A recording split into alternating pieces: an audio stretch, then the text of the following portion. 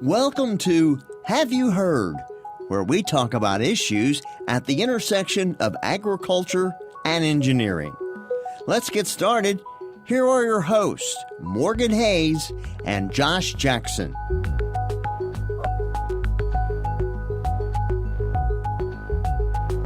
Welcome. This is the Have You Heard podcast. This is episode 37. We're going to talk today about stockpiling fescue.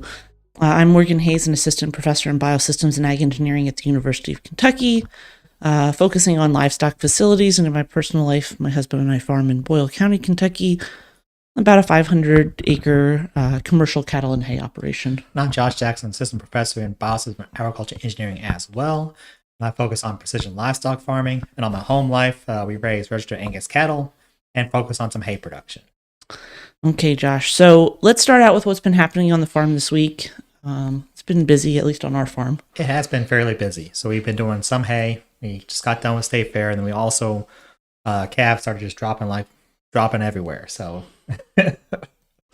yeah, it is. It is the start of calving season. For us, it starts right around the 20th, and it's currently the 30th, so we're about 10 days in. And I think we have 9 calves on the ground. So sort of almost every day at this point. We had one, I think the last time we did our podcast, we actually took a week off because of State Fair and just scheduling conflicts that we had. Yep. But we're back at it again. And so we had probably, I think, 4 in one day. And so we've just been staying busy. Yeah. Well, that's what happens when you synchronize your animals. You get a lot of them very quickly, don't you? Yep. And we had one that was supposed to be, didn't move her home because we thought she was due later, according to the bull, but then apparently he was just out there trying to have fun, I guess. So he was having a good old time. But, that's what happens. She calved the AI bred. Oh wow. Okay. So. And what how was your hay? Oh yeah, we got most of it up, and it was probably double the yields we saw this spring.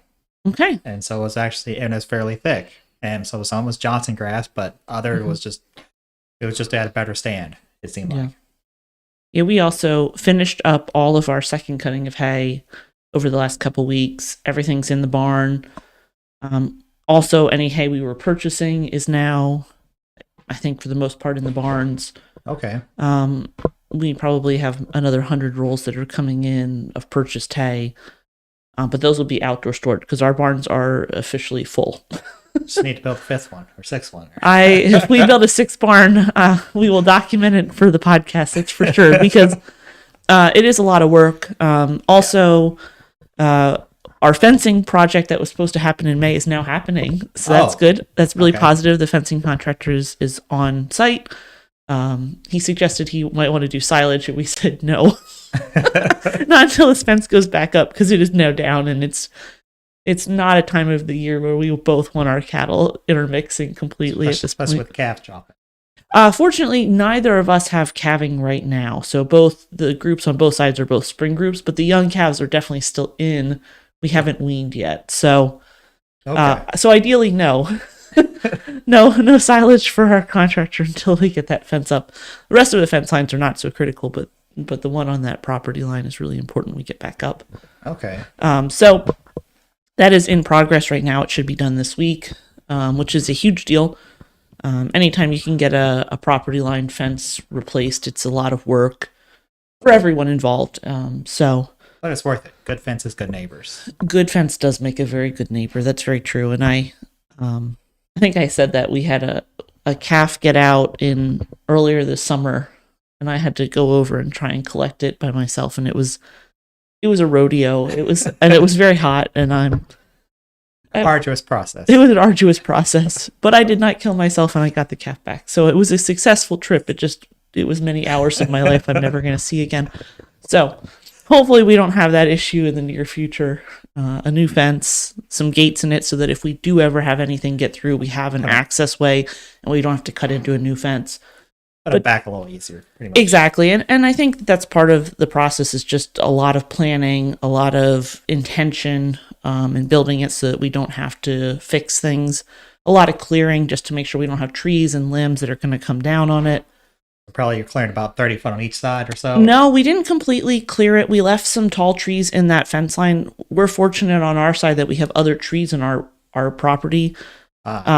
the neighbor who he purchased that farm, he struggles. He doesn't have very many trees. It's been continuously, they will say it's rotated, but it's not rotated on a regular basis. And as a result, there's a lot of trees that have died just due to almost trampling, I guess. Yeah, a lot of compaction underneath the trees, which is very typical you see on farms where cattle have continuous access to one. They congregate under the trees and they compact the soil and they make it very difficult for tree roots to survive.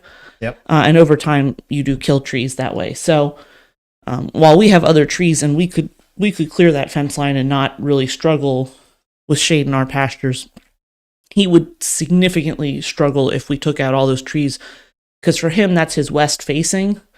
Okay. So anytime he splits his fields, any of his fields, that would be his shade in the afternoon or in the hottest part of the day, as you want to think about it. So for us, it's less critical, but for him, it's very critical that we keep some trees. And we were willing to do anything to get a good fence in there. And and that means that we cleared out small trees. We cleared out a couple of cedars, trash trees, some dead trees. There was one ash, some younger trees, some trees that just got limbed in order to make space for the fencing company to come through, but they got limbed aggressively enough that we just took them out because we know that will probably kill them in the near future. Anything that was up and vertical and healthy and tall, we left. Okay. So I think I don't know if that's the right decision, but that's the decision we made. Or especially big trees, I guess, or the ones. Yeah, bigger trees, but bigger, healthy trees. Anything that had a lot of, I don't know how true this is. I actually am not a horticulturalist, in case you didn't realize that from our introduction. But any tree that has a lot of limbs that hang downward, that don't face upward, I consider that to be a tree that's maybe weaker or older in its life. So anything that was really struggling, a lot of limbs that looked like they were not fully in foliage and were hanging down, those types of things were indications to us that the tree was maybe not in full health. Okay. But for the most part, I'd say we left half or a little bit more of the trees in that fence line. So I don't know if that's less or more money we end up spending by the time we have to pay for partial clearing versus just bulldozing the whole fence line, but. And is it fixed, not high tensile? It is. It's a fixed, not high tensile fence. Wood posts about every 20-some-ish feet. Okay. Bigger corners, proper metal 10-foot braces. 10-foot braces, okay. Impressive. Yeah, that's something the contractor wanted, something we demanded. We seem to get along fine. We seem to have reached an agreement where we asked for a couple things that were a little different. We didn't really want barbed wire on ours. We wanted an electric wire on the top. Okay. And on the inside. But we'll run the electric wire rather than having him do it. Fair enough. But just from personal preference, I'm just not a big fan of barbed wire on my fences. Eventually, we'll end up with them there. That's the reality of repairing fences over time, is that you eventually have to use it. But if we can use an electrified wire instead as an option, It should work fairly well. And plus, you can power your interior fences. All of our interior fences are 4 or 5 wire electric. Actually, I think everything on this farm is 5 wire. Okay. It was all in an RCS project. So that should be pretty good. Yeah. But that is a tremendous amount of work. Just even with someone else doing the fencing work, it's still an amount of time to clear, to prepare, to walk through, to choose the trees, to limb things. Yep. And then to come back in and actually talk to the contractor and make sure things are getting built the way. Did you just spray paint? They got X on there, I guess, for the trees that had to go down, or you just The gentleman that came in and did the clearing had done some clearing, and then we came in behind him with a chainsaw and did some more clearing. Oh, okay. And So you did some of it. so a little bit both ways. Some of it was done prior to us, and then a little bit more just by selection, just looking through that line and just seeing what was on there. And really, we focused on the portion of the fence that's ours. So in Kentucky fencing law says when you face each other on the fence, everything to your right from the middle of the fence going out to the end is your responsibility. So we really focused on making sure our side of the fence was cleared, because when it's time to do repairs, that's our responsibility to make sure that that's done. Also, that's where our winter lot is and our heaviest use areas. So our cattle spend a lot more time in those fields. So Okay. those were the fields we really focused on She put a, I guess, an offset fence, like electric fence, single strand electric fence, I guess, just a temporary. Yep, we currently have a temporary fence set up so that it keeps the cows off. Fortunately, our bulls came out about a week before we started clearing out the other fence line. Okay. The cows generally are all of our animals are trained to electric. Bulls are much more likely to just wander over that hot wire if there are other cows in heat on the other side. Yep. They're not really, I don't think we have roguish bulls necessarily, as some people would describe them, but they're tall enough they can literally walk over it. So if they want to, they could definitely, yeah. It's not a problem for them to leave. Yeah. So the fencing project has been large and time consuming. Aside from that, we've also finished up hay, like I said, and we also came into calving season. We've had 2 animals up out of the 9 calves. One was a set of twins, just making sure the cow is older. She's going to take both, but just making sure she was clear that she had to, because she was always with one, and then she'd get the other one and drop the other one off somewhere. And we were having trouble keeping track of what was happening and making sure that both of them were getting nursed properly. So we pulled them up just to observe for a couple of days. But they're doing good. Also making sure she cleaned herself. That's sometimes a problem with someone that has twins, and she was a little bit slow, but she did, after about 24 hours, clean herself. But so that takes time, of course, because then you have to haul and move them to the lot that you want them in temporarily. And then we had a heifer calve early. I think I said that on the 15th. And we thought she had cleaned herself, but she had not. Oh, really? And she had nothing hanging out. So this is probably a little too much information to be putting out there. But generally, if a cow doesn't clean herself, part of her placenta hangs out. You see some tissue remaining at her rear end, and that's usually an indication she hasn't finished cleaning herself. There was nothing hanging out of her. A little bit of mucus coming out, which is also not unusual to see, even if they have cleaned themselves. But she started to smell funky after a couple days. I'm going to use the word funky because that's the best word I can use to describe it politely. So we had her up as well. And getting veterinarian out there. And actually, because of when it was, we found that she was not cleaning herself on a Saturday afternoon. We went ahead and cleaned her ourselves. Typically, we use our vet. That's one of the jobs that we leave our vet to do. But she was already not quite a week. She was probably 6 days out. Yes. At that point, which means that her cervix is closing. So waiting for additional time. Waiting for the vet to come out seemed risky. So we got out as much as we could that day. Called the vet, got a shot of lute. Luteolase is basically a hormone we're giving to try and encourage her to have contractions and to work some of that material out on her own. I currently, with where I'm at in my pregnancy, I can't be touching the, yeah. I can't touch the lute. So my husband obviously did that. But just a lot of work. She's been flushed now with iodine and water repeatedly over a few days, and she finally passed the remainder of it yesterday. Okay. But that puts her 2 weeks almost out. Not 2 weeks.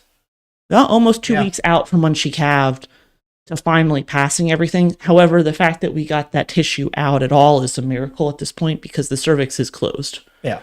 We were not actively working our way through the cervix with our hands at this point. So, lots of information for you today, Josh. I'm glad I could share it all with you.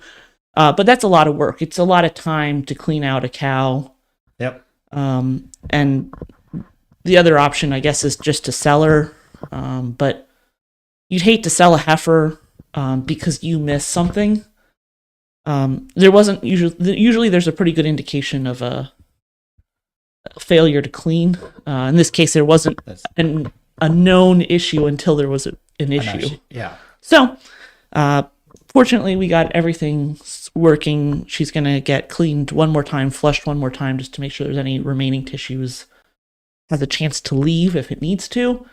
And she's going back out in the field. Excellent. So hopefully nothing else gets captured and has to be held up in the barn for any amount of time. Okay. We had one ourselves where the heifer wasn't coming into milk quite yet. And so she wasn't, she had the udder, he had the bag, but it wasn't quite where it needed to be. So we've been given a little bit of milk supplement, and finally she came into it seems like at this point. I think it helps if they if the calf nurses, it helps the heifer sort of come into milk. It also helps her if she's trying to clean herself.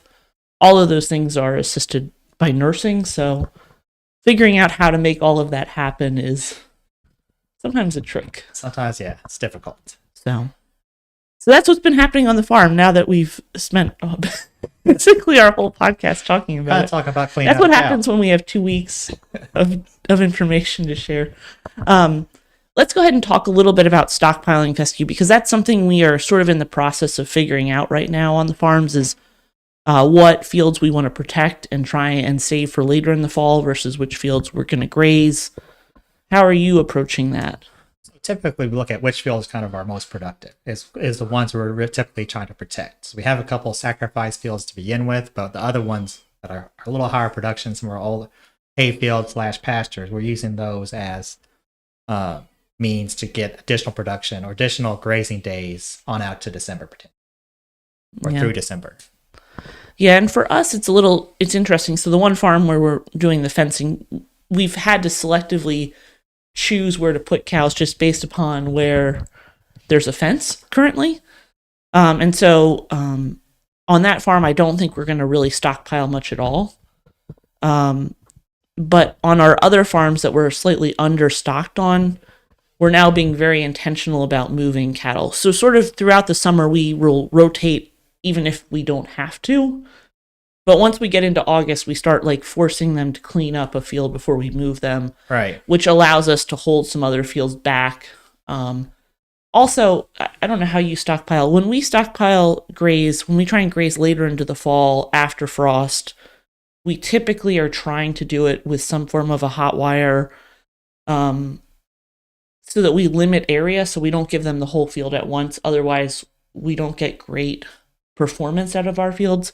Okay. We have very few fields that are really just fescue. A lot of our fields have high clover content and some other broadleaves they really don't handle the pressure after frost well if there's a lot of trampling. So we have to choose fields that actually work for that style of grazing.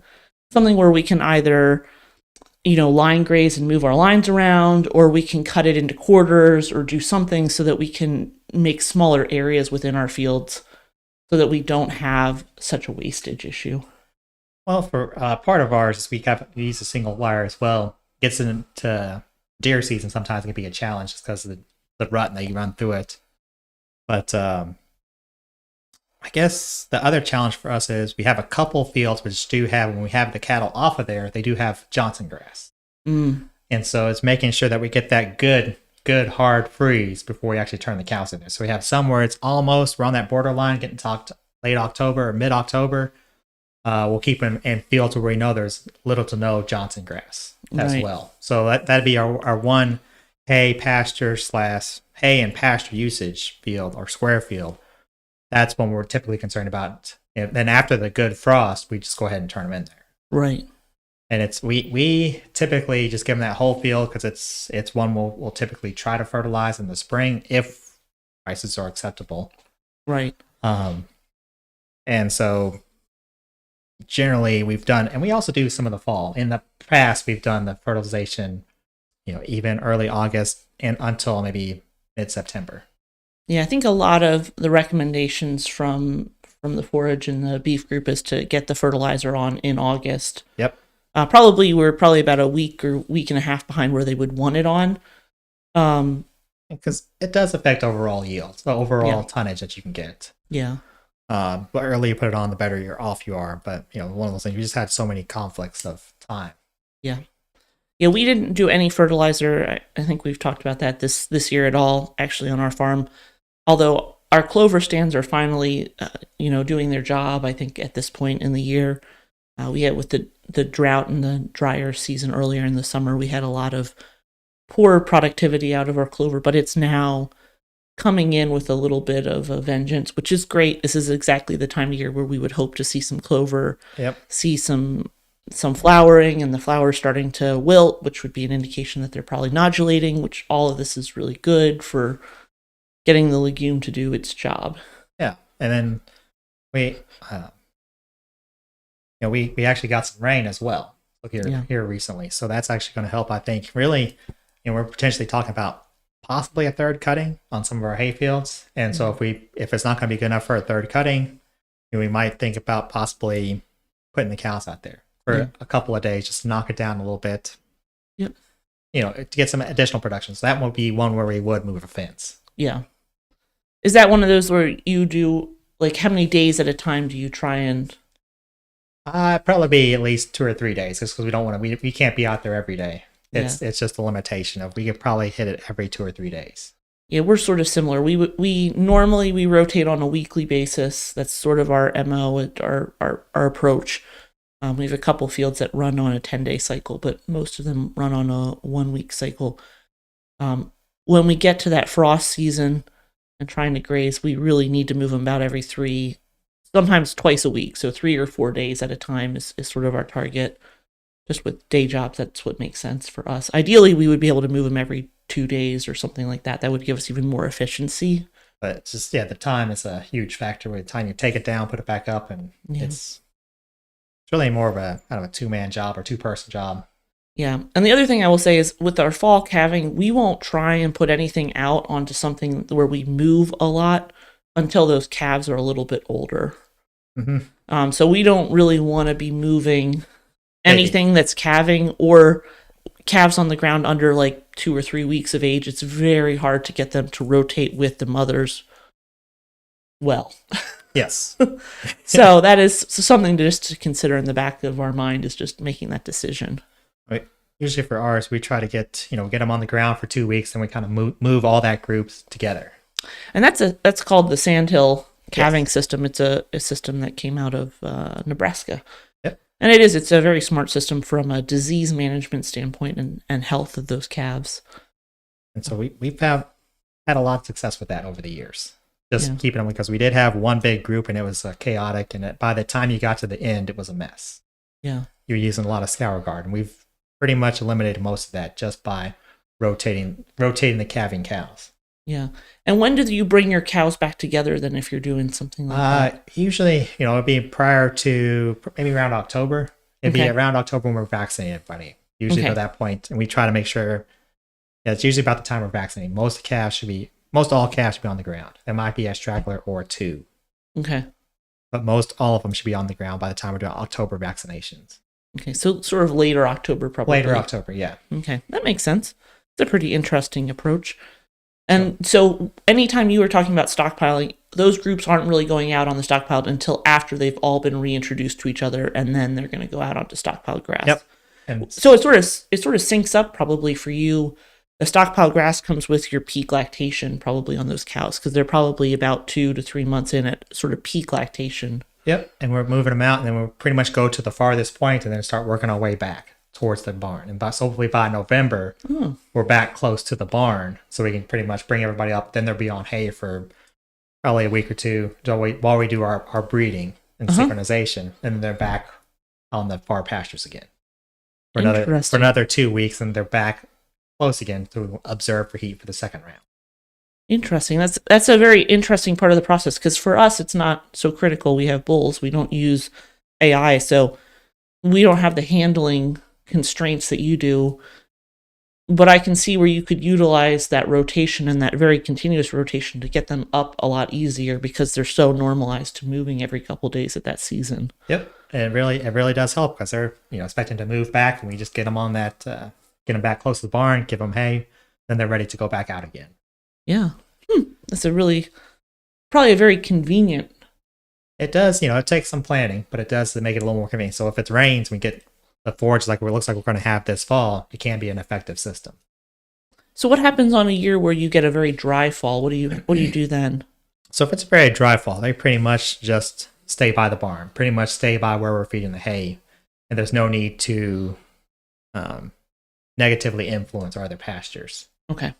And so negatively influence our pastures and hay fields. So pretty much keep them off of there. Hopefully, that 1 year, 2019, we got that late rain in October.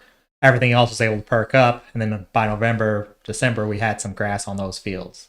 So basically you got through your first breeding, and then they went out on grass and they came back up for observation. That's a pretty creative system. I always like to hear how people manage the different parts of their calving and hay management and pasture management.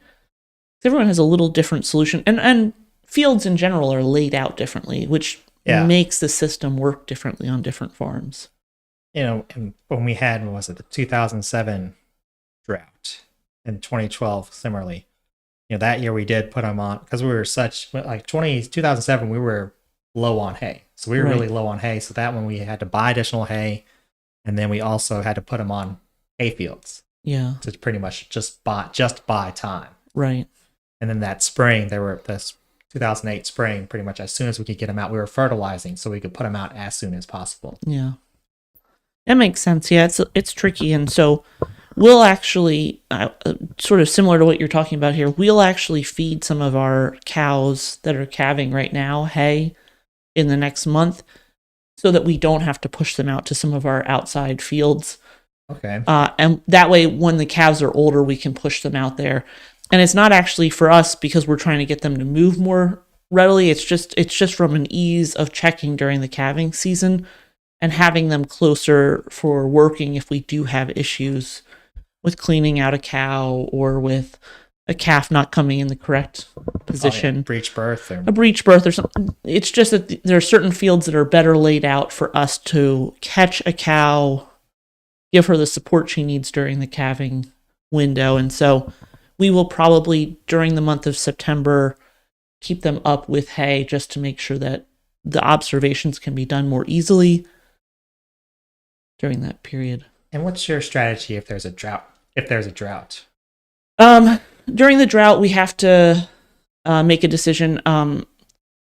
We will feed hay early. I would rather feed hay early and protect our fields than overgraze, even in the fall.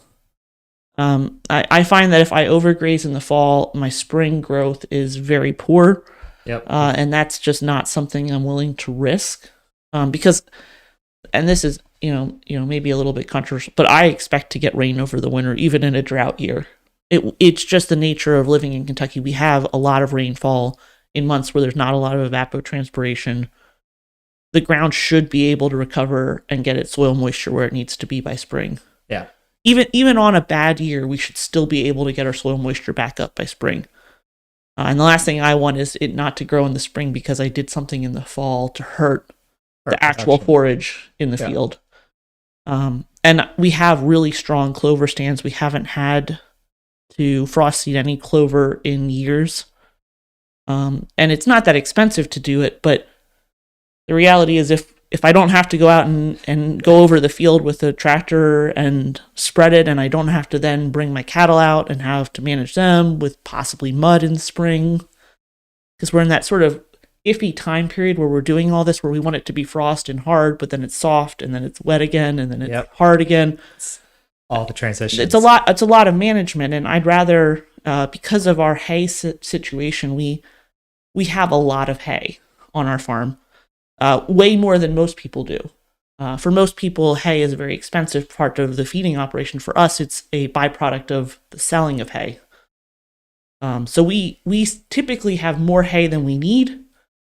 And I'd rather feed hay for a couple extra weeks rather than risk damaging our pastures. Just not being able to recover. Yeah, not having a pasture or having a hayfield damaged, or even just having a lot of weed pressure in a hayfield. Yes. For us is a much bigger problem than feeding some extra rolls of hay. So anything we can do to sort of manage the hay quality and the hay pasture situation is on our priority list. Okay. It's not always ideal, and this is another year where hay is expensive. It's expensive this year to buy hay. So, but I said before, all of our barns are full. We don't typically have all of our barns completely full. But they are all completely full this year. Okay. So that leaves us with a pretty good quantity of hay to sell. So we'll see how that works out for us. It could be a really lovely, nice winter, and this is a major mistake, but it might also be wet, cold, awful, in which case we will have no problem selling the hay. I think the Farmer's Almanac said it was going to be cold in Germany. That is what they said. And we'll see. We'll I am prepared for either, but I would prefer something in the middle. On a personal level, I prefer not completely miserable, but from a hay selling perspective, from a risk management, we would do better if it was not a very mild winter. True. So, I'll shoot for something in the middle. How about that, Josh? Sounds good to me. Sounds good to me. I'd be happy if they were wrong as well. Okay, so we'll take it either way. But you also have a pretty good supply of hay this year. Pretty good stockpile as well, so we should be fine. Yeah. Okay, well, let's just end the conversation today with we're banking on weather, but not too much weather. And what else are we doing in the next week? Still working on some general repairs. So that seems to be just a consistent factor throughout life, and just machinery repair, cutter bar repair. I think not the baler this time. Well, baler repair.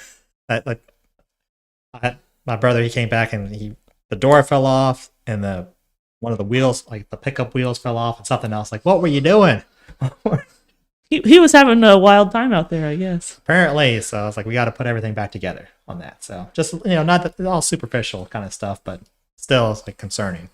Just some minor things that will take time. Yep. So, How about yourself? Yeah, we have hopefully a quieter week this week. I have some family in town visiting for the Labor Day weekend. But other than that, we definitely are still in calving, doing checks twice a day on those animals and just managing that in general. We also sold a bull, got rid of one of our bulls. Okay. But all of our other bulls are together, but we may have to move them around just to put them in the right spot. Just general rotation on cattle.